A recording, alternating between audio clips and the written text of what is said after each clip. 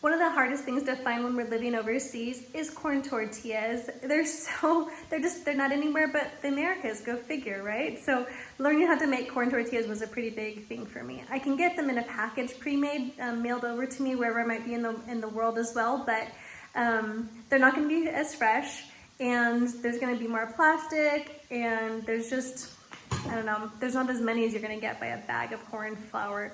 Now, you can't use the same exact corn flour that you might see everywhere else because masa is treated with lime, the stone lime. And so that gives a very different effect to the grain than it would be otherwise.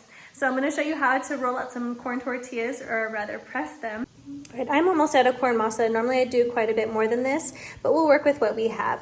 So I've got about a half cup of masa right here, and I found that about equal parts water to masa is really helpful. You can start out with slightly less because if you have more water than masa, you're in a little bit of trouble.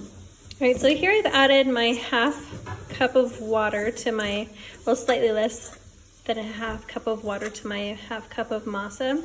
You can see it's a little bit dry. This should be pretty pliable, as you can see, to kind of be able to get it through a press though. So I think we'll use it just like this. All right, so we've got our masa balls that I've made here, and I've got a piece of plastic from like a plastic bag that I've cut up. I don't know how people did it before they had plastic bags, but I'm just grateful that I get to have them. I squish it down into my tortilla press, and then I push, and here's my corn tortilla. All right, so next I'm gonna take this corn tortilla that's stuck to the plastic, and I just kind of throw it on here onto my stove. It's going to cook for just a few minutes until I see that it's getting a little bit dried out. There might be a little bit of an air pocket there. I'll flip it, and then that's basically it.